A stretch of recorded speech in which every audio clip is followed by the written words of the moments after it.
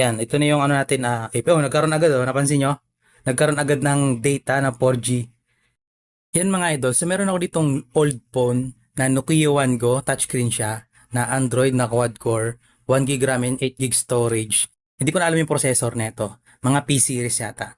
Nirelease to noong 2018 pero nabili ko lang to 2019 pa. Yan, so noong time na yun, hindi pa uso ang dito SIM card. Kailan na nagkaroon dito SIM card sa atin? Mga 2020, di ba? Or, ang official kasi ng dito SIM card na nirelease dito sa Pinas, yung official niya ay March 8, 2021 ayon dito sa Gemini. So, ibig sabihin, hindi gagana ang dito SIM card dito. Nung nilagyan ko siya ng dito SIM card, hindi nga talaga siya gumana. Yan. So, ginawa ko siya ng tweak, ng ibang paraan. Ginamitan ko siya ng APN. Yan. Pakita ko sa inyo kung paano.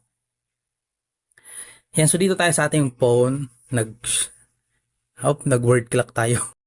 Yan. Dito tayo sa Nokia natin, di ba? Yan. Napansin niyo is naka-eke siya kahit binuksan ko na yung data. Yan. Nakapatay pa pala. So, buksan ko yung data.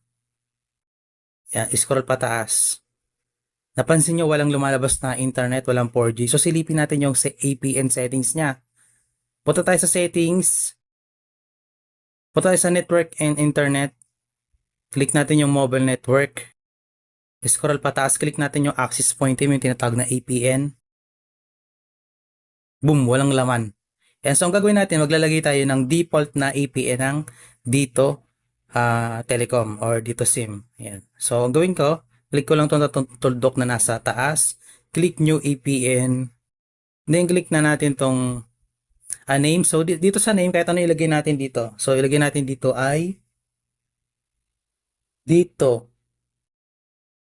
Dito lang. Sa APN naman, so ilagay natin dito ay internet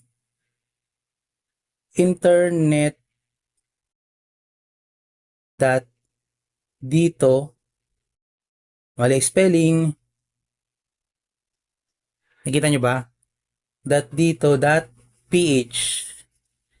Yan, so ito yung default na APN ng dito. Tapos dito naman sa ibang settings niya, yan, ano pa ba dito? APN type. So piliin natin dito ay pop or chop. Sa APN type at indicator type pala. Sa APN type naman lagyan natin ay default. Default. Yan. Then scroll pataas itong APN protocol. Click natin yan. Piliin natin yung IPv4 and IPv6.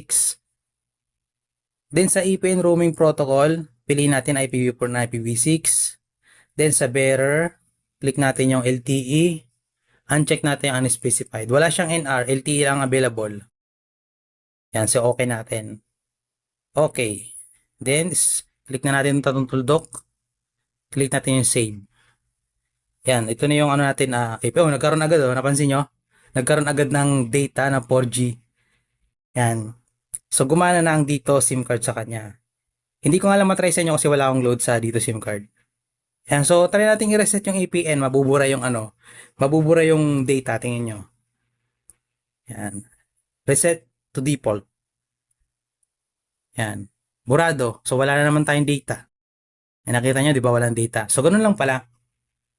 Kapag old na ang cellphone ninyo at nauna pang i-release compared sa dito, telecom dito sa Pinas, so try nyong lagyan ng APN. Baka APN lang pala ang problema. So, akala ko dati sa mga VoLTE lang. So, pwede rin pala kahit walang VoLTE, APN lang ang kulang.